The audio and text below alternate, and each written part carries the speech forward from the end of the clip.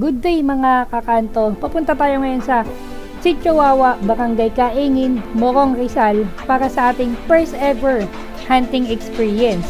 So, marami daw pong wild ducks dito, kaya siguradong matutuwa tayo para sa panibagong experience. Muli po, ako ang inyong katuting, ang dakilang kanto terrorist. Siyempre, walang iba kundi ang nag-iisang Papa Josh. Welcome to my vlog. At yun na nga, pagdating natin dito sa kubo ni Kuya Jo, ay inabutan na natin ang ibang mga hunter na nagseset or nagsisiro ng kanilang mga airgun. Para nga naman pagdating sa hunting ground, ay sure ball na ang kanilang huli.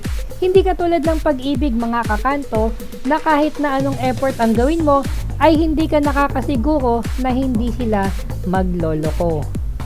Shout out nga pala kay Kuya Jo, ang hunter ex-hunter ng Antipolo, at sa kanyang utol na si Kuya No. Salamat po sa libreng tutorial sa airgun at pag-imbita nyo sa amin na pumunta sa inyong kubo at syempre sa iba pa po naming nakasama sa pambihirang pagkakataon na ito. At simulan na ang bagong pakikipagsapalaran. From rider to hunter ang peg ko ngayon mga kakanto. So maglalakad tayo simula dun sa kubo hanggang sa may palayan para sumabak sa putukan. At yan na nga, nakikita nyo yung mga kasama namin, nauna na. Kahit mga may edad na, ay mabibili silang lumakad. Siyempre, kasama ko si Alexis Adaptante na sinabihan kong mag-ingat at maraming landmine. Siyempre, baka maapakan mo, ang daming nagkalat na pupo ng dog mga kakanto. At nagulat nga ako dahil dito tayo dadaan sa may irrigation canal nila. So, medyo mahirap, nakita nyo naman is kailangan nating magbalanse. Muntik pa nga ako laging malaglag dyan, pero okay lang, sanay naman akong magbalanse dahil sa aking palagay ay mas mahirap pang magbalanse ng isang relasyon, lalo na kung yung ang kapartner mo ang ibinibigay ay puro konsumisyon. So, pupunta tayo hanggang dun sa dulo kasi nandun daw yung maraming wild ducks saka mga migratory bird mga kakanto. Dahil medyo tanghali na nga, ay talagang makikita nyo na nagliliparan ng mga ibon papalayo dahil nabugaw ng aming pagdating. Kaya palagay ko ay mahihirapan kaming makahuli. Pero malay mo, makatsamba. Ang importante, huwag kang umasa. Baka kasi matulad ka sa akin na sobrang umasa. Tapos sa bandang huli, naiwang nag-iisa at pinagmukhang tanga. Kaya buti pa yung mga ibon, lumipad man papalayo, siguradong babalik uli at dadapo. Hindi katulad ng iba dyan, nung lumipad, wala nang balikan at nakalimutan na ang pinagsamahan. At yun na nga mga kakanto, after ng ilang tumbling, nandito na kami sa dulo na akala ko dito na mismo.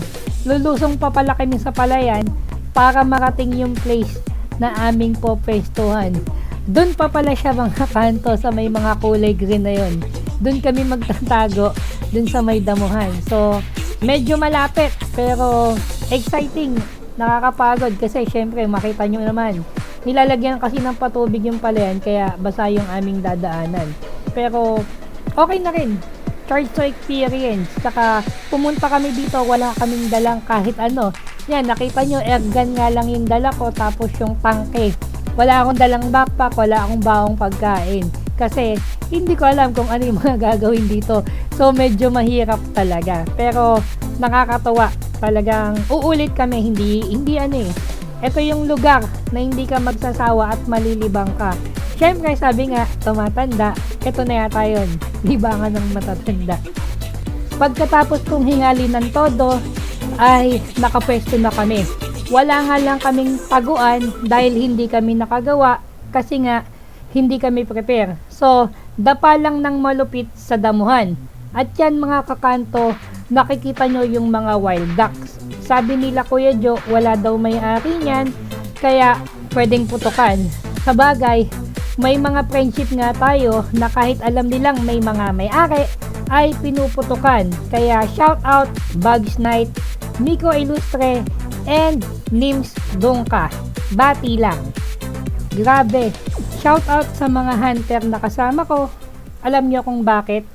Kasi kahit napakaraming wild duck dito, hindi sila nanghuhuli ng sobra. Naisip ko, kung sa Manila to, ubos tong wild ducks na to, at tiyak, pagkakakitaan pa. Sa bagay, may mga tao talagang mapaghangad ng sobra. Sa pag-ibig nga lang, may mga hindi makontento sa isa, kaya naghahanap pa ng iba. Kaya minsan iniisip ko, kung sino yung tanga, yung tulad kong nagmahal ng sobra, o yung taong naghanap pa ng iba kahit minahal mo ng sobra. And almost after ng 2 oras, nagyaya na ako kasi may huli na naman kami and talagang tirik na yung araw. Halos alas 12 na ng tanghali. Kaya back to barracks na mga kakanto. Mga kakanto, balik na tayo kasi medyo mainit na. Yan na ngayon, nasa unahan ko yung may hawak ng kawayan. Si Alex medyo pagod na rin, mainit kasi. Kita nyo naman yung lalakaran namin. Medyo matubig at maputik. Si Papa nga andun sa unahan, hawak niya yung nahuli namin. Tapos yumuyo ko siya paminsan-minsan para manguha ng suso o yung kuhol mga kakanto. Doon pa kami pupunta sa may maraming puno kasi nandun yung kubo. So, kita-kits tayo doon mga kakanto. Tara! Pagdating nga sa kubo, ay nagugas agad kami para matanggal ang mga putik sa aming mga paa. At syempre, hindi tayo uuwing luhaan mga kakanto dahil ito na ang iba sa aming mga nahuli. Iluluto na para sa aming tanghalian. Adobo at saka inihaw na tilapia dahil ang iba sa kasama namin ay naniksay. Kaya habang inihanda ang tanghalian ay maghugas ka na rin ng kamay at kung gusto nyo, tumulong na rin kayong maghanda ng pagkain. At yan na nga, habang inaantay nating maluto yung ating tanghalian na adobo, tsaka yung inihaw na tilapia is gusto ko ling pasalamatan si Kuya Jo at ang kanyang utol para sa tutorial at syempre sa pag-invite sa amin dito sa lugar nila. Syempre, shoutout din kay Nanyer Tibaki ng Angeles, Pampanga sa pagpapaampon mo sa akin ng retractable arms core mo. Iingatan ko to, Paps. So, yan na nga. At habang kumukuha si Kuya John ng dahon ng saging para sa aming boodle fight, maraming salamat po sa nanood ng aking munting vlog na ito. Pasensya na, konti lang po yung view kasi hindi ko alam kung pwedeng ipakita habang binabaril yung duck. So, thank you po. Muli po ako ang inyong katotot katuting, ang dakilang kanto terrorist. Siyempre, walang iba kundi ang nag-isang Papa Josh nagsasabing, hindi natin kailangan ng taong sisira ng tiwala natin. Ang kailangan natin, yung taong kahit nakatalikod tayo, pinapahalagan tayo at ang tiwalang ibinigay natin. Yun lang mga kakanto, maraming salamat po.